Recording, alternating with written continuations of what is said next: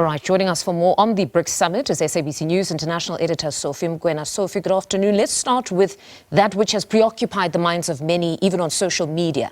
Has President Vladimir Putin, with this summit, achieved the mission to rebut the notion that he's an isolated man?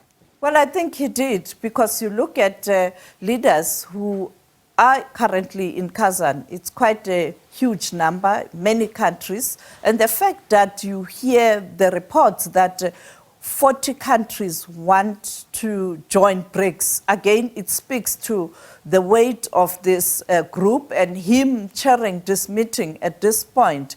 The focus is on Vladimir Putin and those one-on-one or the bilateral meetings with powerful nations. I mean, China being there, the Secretary General of the UN being there, South Africa is there. You have other countries such as Venezuela, Iran, the United Arab Emirates. These are powerful nations when you look at the trade in relation to oil. And therefore, I think he has been able to do just that. Speaking of those bilaterals or one-on-ones, the DA has released a statement rejecting President Ramaphosa's statement at one of those bilaterals that Russia is a valuable ally and friend of the South African government. Just take us through the DA's assertions on how the GNU should decide on conflict across the globe.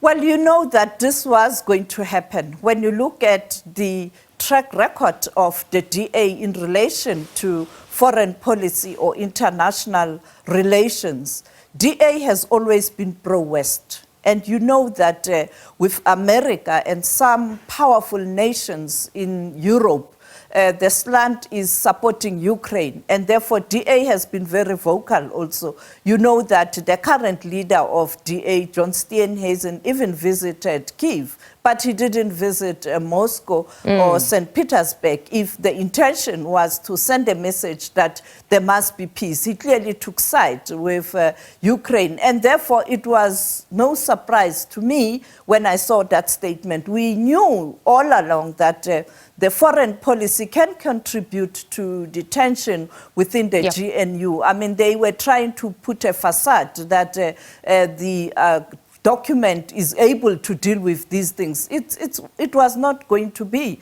And you know but is it that really tomorrow... a facade, Sophie? Because we all assumed that that part about foreign policy was dispensed with, even though they're now introducing that they want maximum consensus before a position is expressed on foreign policy. But at least the African National Congress had assured citizens that when it comes to foreign policy, it was not up for discussion throughout those talks of the GNU.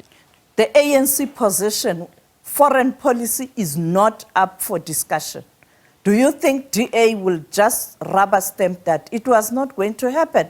Let me tell you, when they went to China, that handshake of Steenhuisen and the president of China, Xi Jinping, it did ruffle feathers within the support of the DA. We are told that behind the scenes, he was rebuked for that and the statements they made. So I'm not surprised that now this one, they preempted this and they took a decision to issue a statement up front. And what's confusing is that they have agreed that they are going to have a clearing room. And that clearing room, it's these parties talking about issues that need attention. And therefore, tomorrow, the deputy president who has been assigned to do that, Paul Mashatile, is meeting the leaders of the GNU. So they could have raised this issue during that meeting, but the DA felt that they should do it now because he knows very well, Steenhuisen, that the funders, the supporters,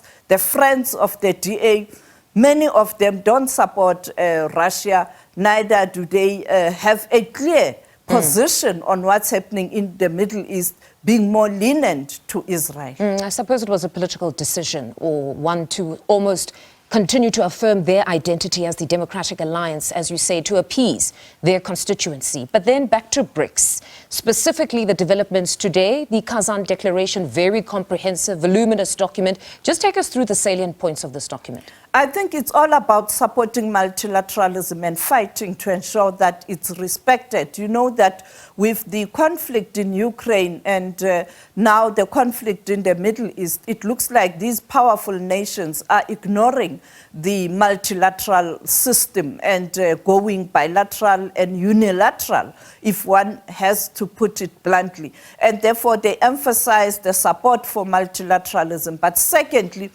they emphasize that no country should be compelled or forced or bullied to take a particular stance on international matters. And also the issue of trade. The countries who are members of BRICS and the friends of BRICS, there should be a system to ensure that they are able to do business amongst themselves and using their own currencies, not relying on a US dollar. Because if one member country is facing sanctions from America, unilateral sanctions, then you can't clear those payments. And therefore, they have emphasized that. But the other important issue is the issues that they are taking to the G20 summit in Brazil. The issue of it's time for the issue of multilateral institutions, particularly the finance ones, like your World Bank, your IMF, must reform. Then to the conflict across the globe, specifically the Middle East. We understand that it's featured prominently on the agenda of BRICS, even as the war between Ukraine and Russia continues to rage on. Yes, you have countries from the Middle East. You have Iran. You have the United Arab Emirates, you have Palestine there, and therefore the issue of Middle East was going to be a thorny one, or it was going to come up.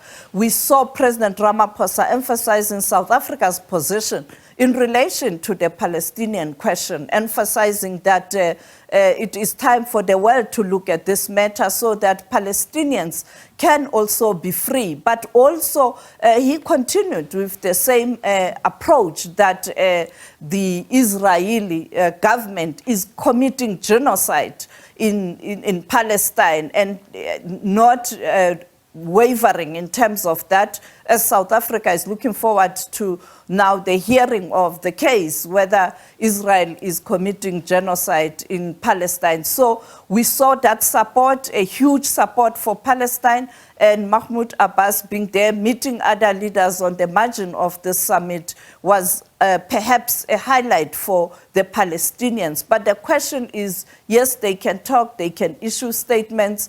Clearly, when you look at what's happening in the Middle East right now, the Secretary of State of the United States of America, Antony Blinken, met the Israeli authorities. He is in the Middle East trying to hog the headlines also, you know, and making statements. And therefore, you can see that the world is divided on this issue. And then, Sophie, just before I let you go, I want us to touch on this developing story. What exactly is happening in Turkey? Because we've seen reports that there's been an attack on the state aviation company. What exactly is happening there? Yes, it looks like the group that is against government attacked that facility, and at the time when the president of Turkey was landing in Russia, because he is currently in Russia.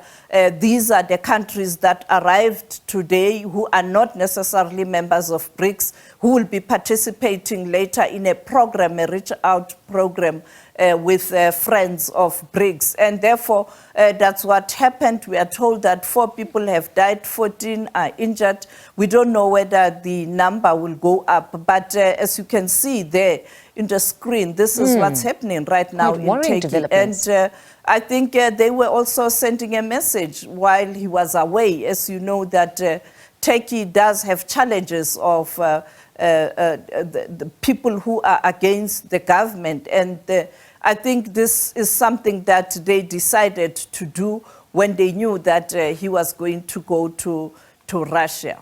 Sophie, we trust you to keep us abreast of all developments there. But actually, on another note, tomorrow is the final day of the BRICS Summit. What are we expecting tomorrow? Because I understand this is the specific day when those that are not members would be invited. Yes, that's quite important, because we'll see and hear countries such as Venezuela, countries such as Turkey, talking about the current global challenges. And particularly from Venezuela, I think it's going to be fireworks. You know, there's no way Venezuela will try and be diplomatic in relation to the U.S. and the relationship with the United States of America that is so bad. And also, we are going to hear Turkey talking about the situation in the Middle East. And also we know that this is a country that has indicated that they want to also join the BRICS nations. And of course, the rep now, all roads leads to Brazil for the G20, because some of these countries like your China, your Russia, South Africa, and others are members of the G20. So it's all those international gatherings until December. Indeed, all roads lead to the G20. Sophie, as always, thank you very much for your time on The Full View. That is International Editor Sophie Mokoena speaking to us.